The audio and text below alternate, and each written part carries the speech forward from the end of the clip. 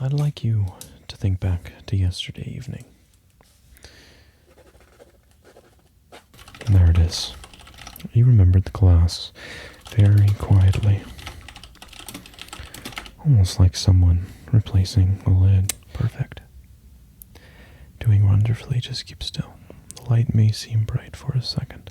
The very first person who pictured the case already open, almost as though someone wanted it to be found that way. That tells me I don't think you cared about the object. I think you cared about what was inside. Whoever removed that journal did so on the very last night. Why did they need it for only one night? You know, there's one detail that's been bothering me all afternoon, not about you, about the journal itself. Good evening.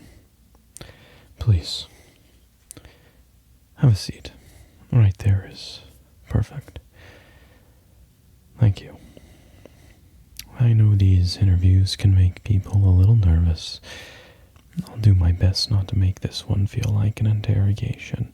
Think of it more as two people trying to solve a puzzle together. And before we begin, I just need to get some formalities out of the way. I'm Detective Shirtless, and you don't have to remember my name. Most people forget it by the time they leave. No offense taken. Let me open today's file on the case number 417. Here we go. Seems my keyboard disconnected there. Interview 1, witness, or perhaps suspect. We'll see. Now, I'd like to know something. When you walked through that door, I honestly wasn't sure why you had been brought in. The reports weren't especially clear. One of the officers thought you were involved.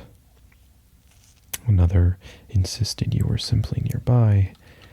One witness couldn't even agree on what color jacket you were wearing. So, we're starting with very little, which, strangely enough, is often where the truth hides. So, I'd like you to think back to yesterday evening. And no need to answer that out loud. Wherever your mind goes first. Just remember it. It's usually the honest parts of it anyway. Well, good. Good.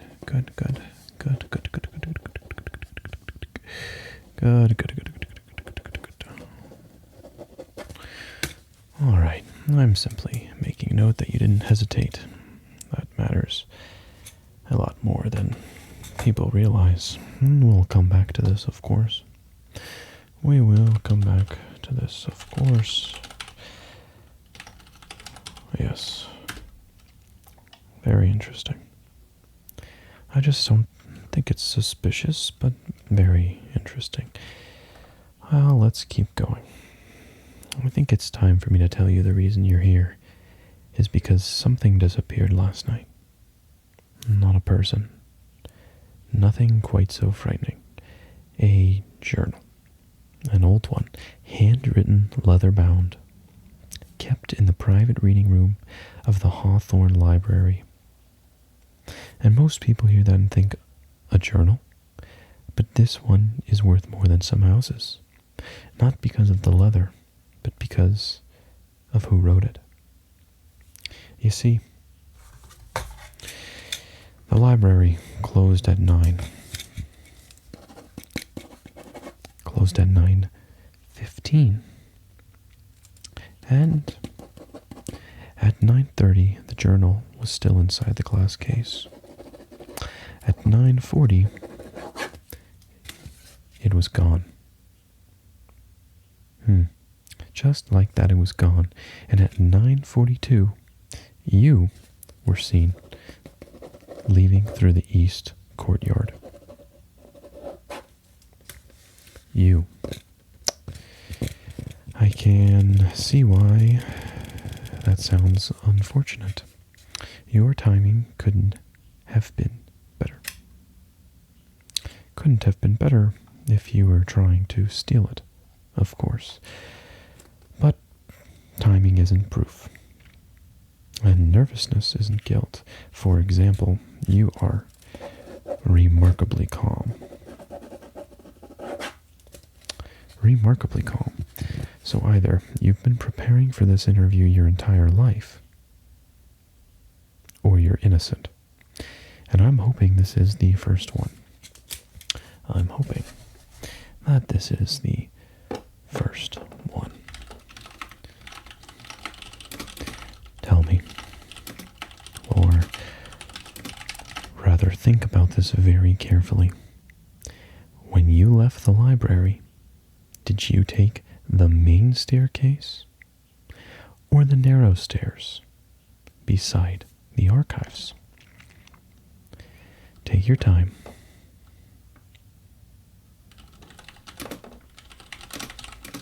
Good. I'm watching your eyes.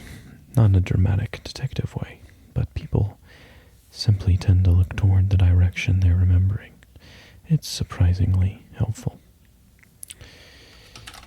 You remembered the narrow stairs. That matches the night custodian's statement, which is very interesting. He also said you stopped halfway down, as though you heard something behind you. Do you remember that? Well, there's no need to force it. Memory is delicate. The harder you squeeze it, the more it slips away. Okay. All right. Well, let's try something else.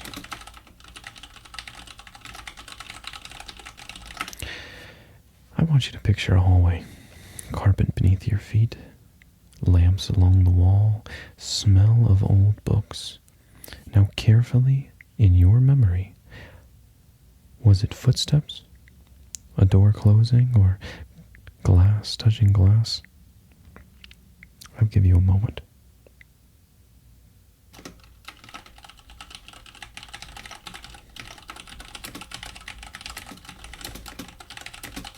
Yeah.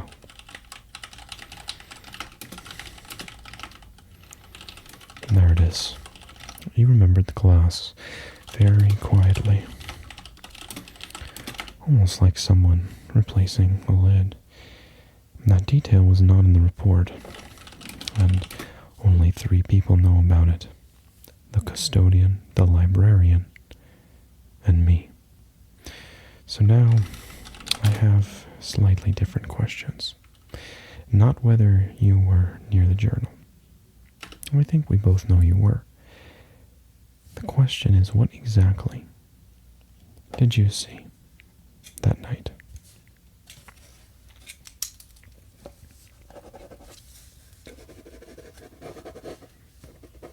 Yeah. Take your time, there's no rush.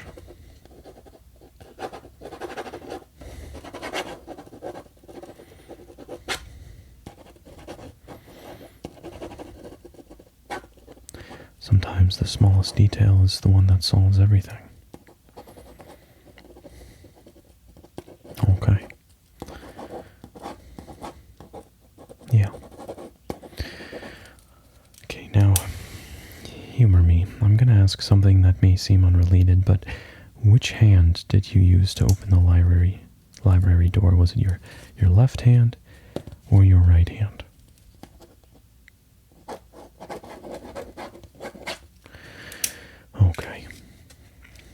Okay. Don't answer out loud. Just picture yourself doing it. The weight of the handle. The cold brass sound it made.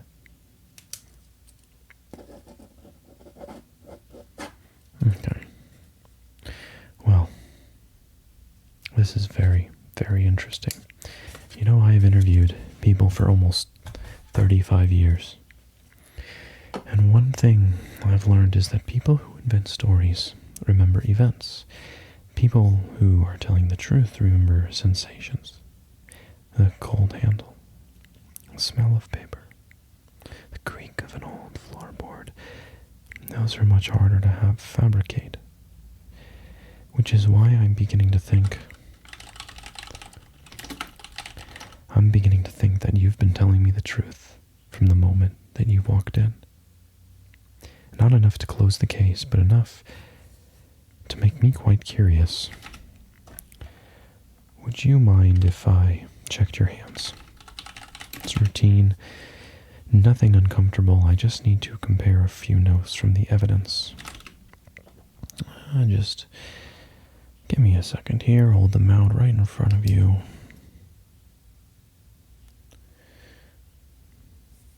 Yeah, just like that. Just hold your right hand for me out. Just hold your right hand for me out. Hold the left hand. Perfect. Doing wonderfully. Just keep still. The light may seem bright for a second. May seem bright for a second, but I just need to look at the fingers. Yeah, right there.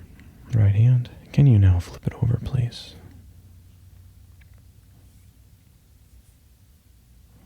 Okay. On your other hand.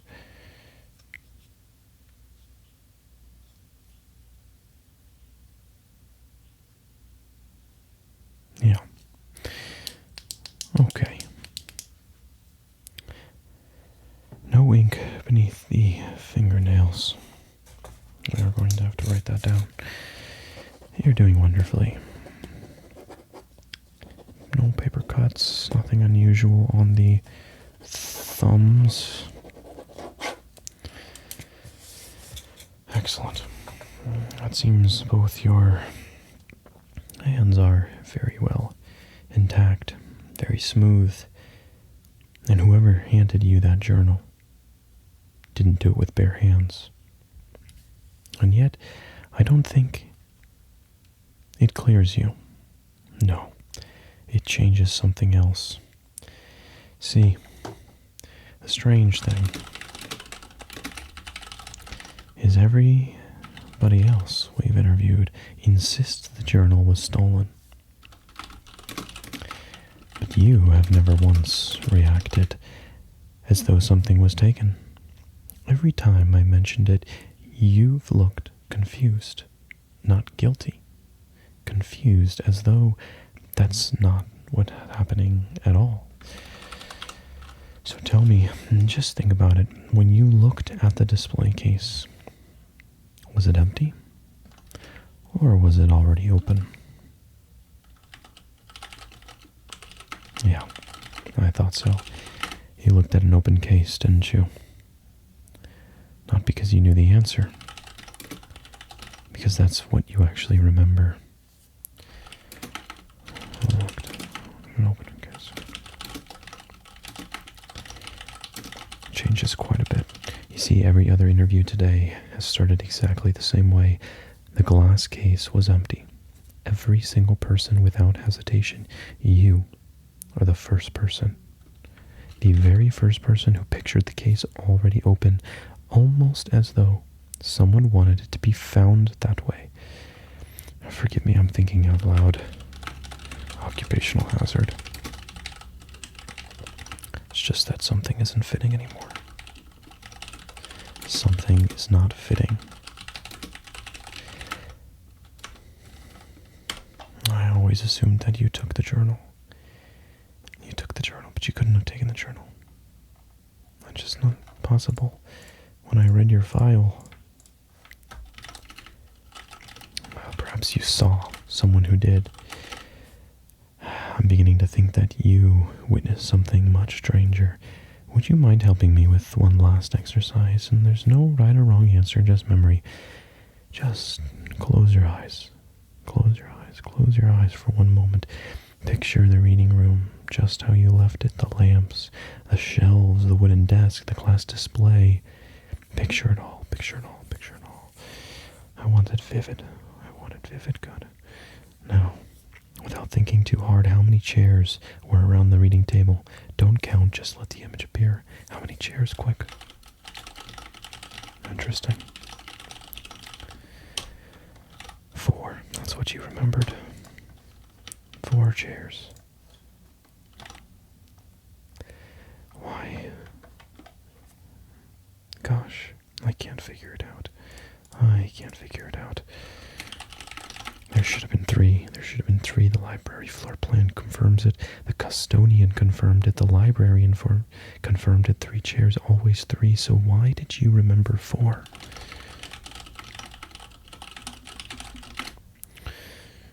Why did you remember 4? Unless someone was sitting there. Not reading, but waiting.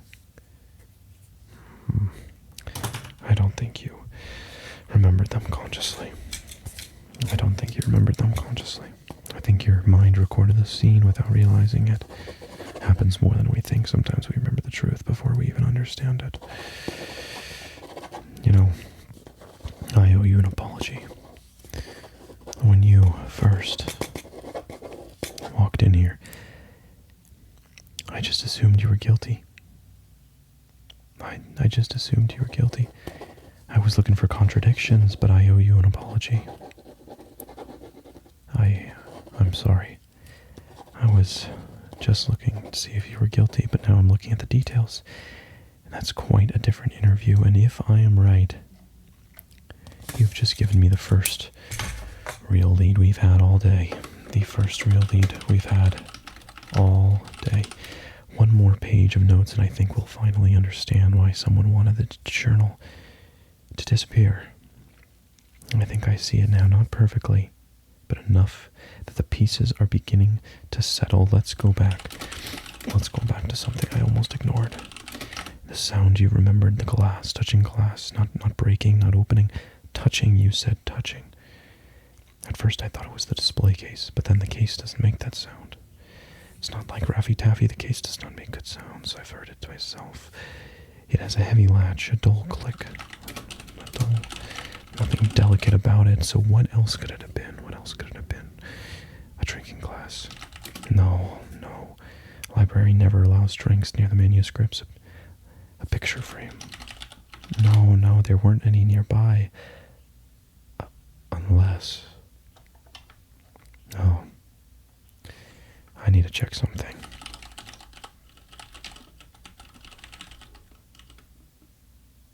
Oh my gosh. There it is.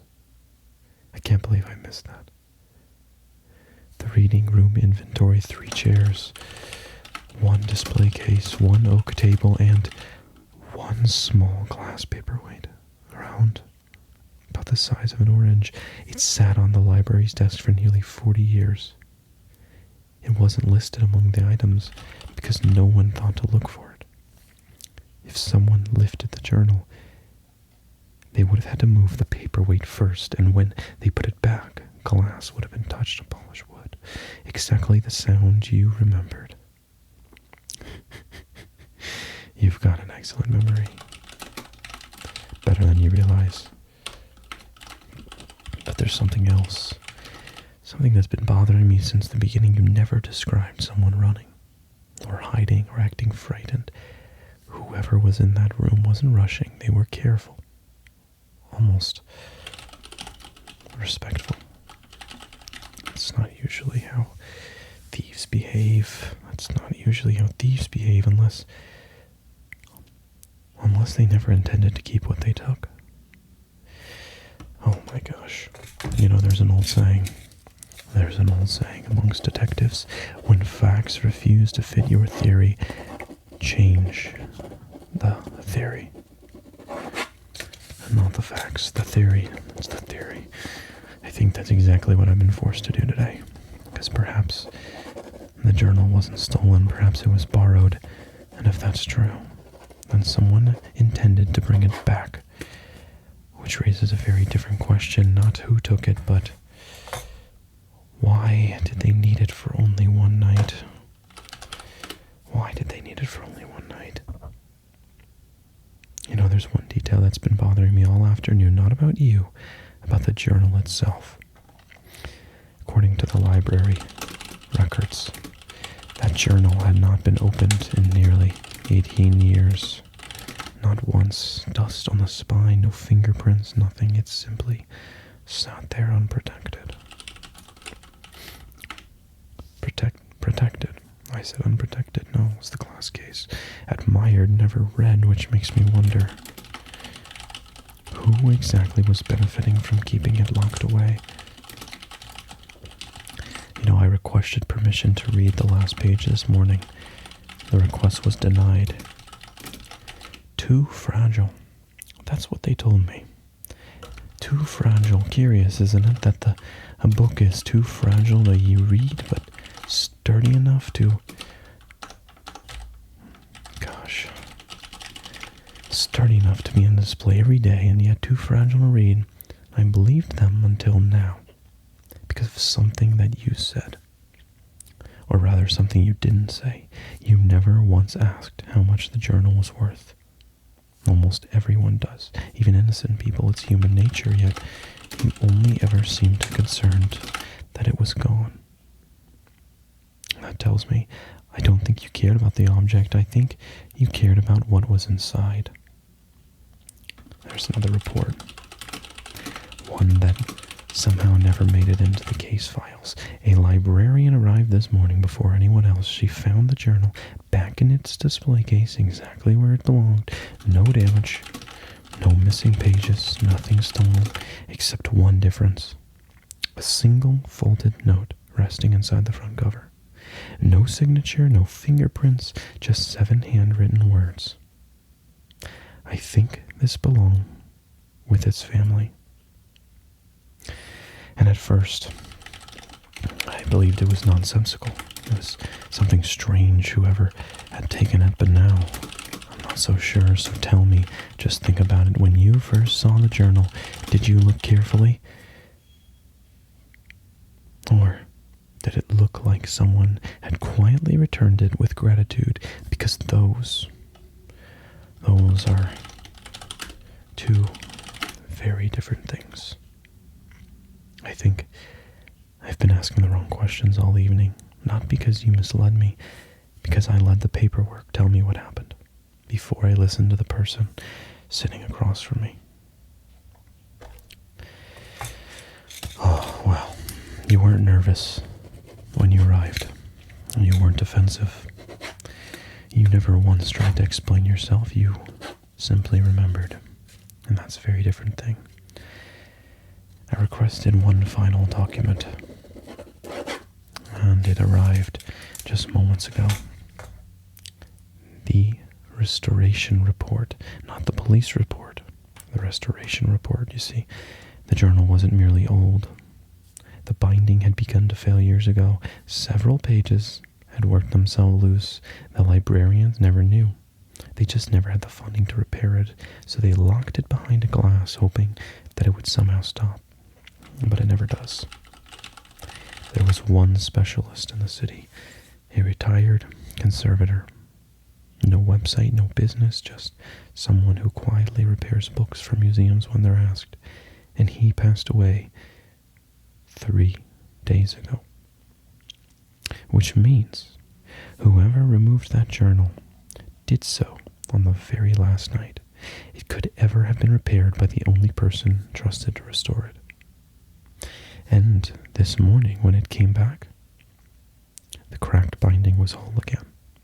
The loose pages had been carefully stitched, the leather had been conditioned, even the clasp was more smooth. No page was missing, nothing had been copied, nothing had been sold. The journal was simply healthier than when it left. And that's why the librarian cried this morning. Not because it had disappeared, but because it had come home. I don't know whether you carried it. I don't know whether you asked someone, and truthfully, I don't think I want to know. Some mysteries deserve a little privacy. Which makes me lead to the easiest decision I've made all week. I'm closing this case. Officially.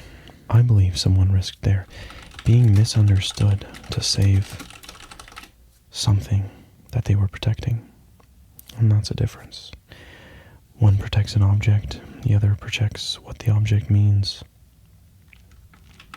Well, I suppose that's going to do it. You are free to go. Though, before you leave, I'd like to thank you. Not for solving the case. You solved it long before you walked into this room. Thank you for reminding me that law and justice usually walk side by side, but every now and then, they take different paths.